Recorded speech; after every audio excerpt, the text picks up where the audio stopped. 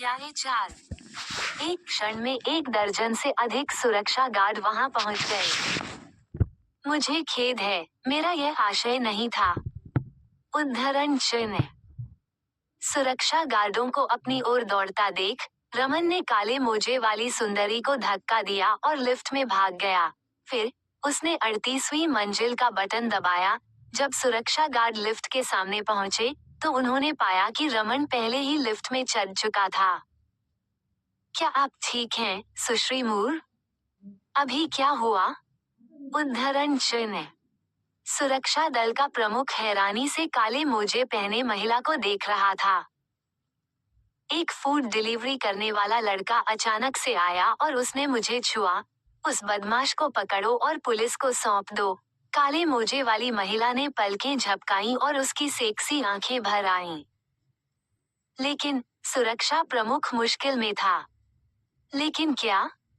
काले मोजे वाली महिला ने भौहें सिकोड़ी। बच्चा 38वीं मंजिल पर चला गया है, मी वुड्स ने निर्देश दिया है कि कोई भी उनकी अनुमति के बिना 38वीं मंजिल पर नहीं जा सकता। सुरक्षा प्रमुख ने असहाय होकर सुंदर महिला को देखते हुए कहा। ये सुनकर वो चौंक गई। पब फ्यूचर द्वारा विज्ञापन। तो फिर यहीं उसका इंतजार करो और सारे निकास मार्ग बंद कर दो, वैसे भी वो अंततः नीचे आएगा, महिला ने अपने दांत पीसते हुए घृणा भरे स्वर में कहा।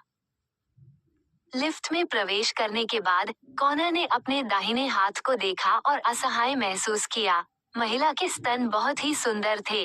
उन्हें छूने पर अच्छा महसूस हुआ, लेकिन वो ये भी जानता था कि इस बार वो बड़ी मुसीबत में था। हालांकि कॉनर इस बारे में चिंता करने के मूड में नहीं था। उसकी प्राथमिकता ये पता लगाना था कि उसे जो पैसे मिले हैं वे आखिर हैं क्या। 1 मिनट बाद लिफ्ट 38वीं मंजिल पर पहुंच गई। कॉनर ने लिफ्ट से बाहर निकलकर देखा कि पूरी 38वीं मंजिल पर एक ही इकाई का कार्यालय था। अंदर की सजावट बहुत शानदार थी। खिड़कियों से बाहर देखने पर एक ही नजर में पोर्टहैम्पटन शहर का पूरा क्षितिज दिखाई देता था। डेस्क के पीछे कुर्सी पर सूट और टाई पहने एक अधेड़ उम्र का आदमी बैठा था। जब उस आदमी ने कॉनर को देखा तो वह जल्दी से उठा, उसके पास गया और सम्मानपूर्वक कहा, मैं आपका इंतजार कर रहा था, मिस्टर मैकडोनाल्ड। तो तुम ही वो व्यक्ति हो जिसने मुझे बुलाया था? कॉनर ने भौहें सिकोड़ते हुए पूछा। हाँ, मुझे अपना परिचय देने की अनुमति दे। मेरा नाम थॉमस मॉर्गन है। मैं एम्पायर वर्ल्ड कॉर्पोरेशन का जनरल मैनेजर हूँ, उस आदमी ने मुस्कुराते हुए कहा। कॉनर ने सिर हिलाया, दफ्तर में इधर उधर देखते हुए पूछा, तुमने मुझे फोन करके बताया कि मुझे एक संपत्ति विरासत में मिली है, क्या हो रहा है? उद्धरण चिन्ह। मिस्टर मैकडोनाल्ड, क्या आपको अपने दादाजी याद हैं? थॉमस ने धीमी आवाज में पूछा। मेरे दादाजी? उद्धरण चिन्ह। कॉनर दंग रह गया। अचानक उसे याद आया कि उसने बचपन में अपने दादाजी को देखा था। बात ये थी कि उसके परिवार ने बताया था कि उसके दादाजी की मृत्यु तब हुई थी जब वो अभी प्राथमिक विद्यालय में था। आपके दादाजी एम्पायर वर्ल्ड कॉर्पोरेशन के अध्यक्ष थे। कंपनी की स्थापना के समय श्री बेरी विदेश चले गए और अकेले रहने लगे। चूंकि उनके कोई बच्चे या अन्य निकट संबंधी नहीं हैं, इसलिए उनकी सारी संपत्ति आपको मिल जाएगी, थॉमस ने धीरे से कहा। मैं ये सब अकेले ही विरासत में पाऊंगा? उद्धरण चिन्ह। कॉनर अचंभित रह गया। उसे उम्मीद नहीं थी कि केवल टीवी धारावाहिकों में दिखाई जाने वाली कहानियां उसके साथ घटित होंगी। हाँ, मैं आपको श्री बेरी की संपत्ति के बारे में संक्षिप्त विवरण देता हूँ।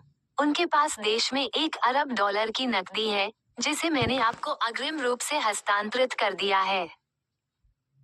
लेकिन यह इसका एक छोटा सा हिस्सा है।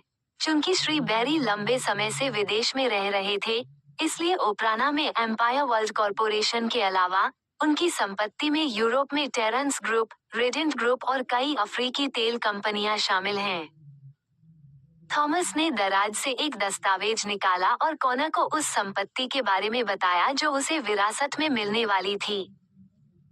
शुरुआत में कॉनर अभी भी थॉमस के स्पष्टीकरण को ध्यान से सुन रहा था, लेकिन अंत में कॉनर को लगा कि यह बहुत ही अवास्तविक है और वह थॉमस को बीच में ही रोके बिना नहीं रह सका। एक मिनट रुकिए, मिस्टर मॉर्गन, क्या आपको यकीन है कि ये सब सिर्फ मेरे ही हैं? उद्धरण चिन्ह। बिल्कुल, थॉमस ने कॉनर की ओर गंभीरता से देखते हुए सिर हिलाया। इन संपत्तियों की कीमत कितनी है? कॉनर ने पूछना जारी रखा। खैर, थॉमस एक पल के लिए चौंका और फिर उसने धीरे से कहा, रूढ़िवादी अनुमान से पता चलता है कि ये 10 ट्रिलियन अमेरिकी डॉलर है। 10 ट्रिलियन? और यह अमेरिकी डॉलर में है? थॉमस की बात सुनकर कॉनर की आंखें चौड़ी हो गईं और उसकी आवाज कांप उठी। बिल्कुल, थॉमस ने कॉनर की ओर देखा और सिर हिलाया। यह असंभव है। कॉनर ने अपना सिर हिलाया। तुम झूठ बोल रहे हो।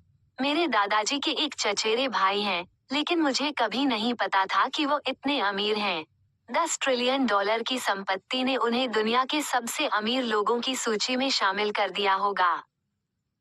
मुझे लगता है आप फोर्ब्स की दुनिया के अरबपतियों की सूची के बारे में बात कर रहे हैं, है ना?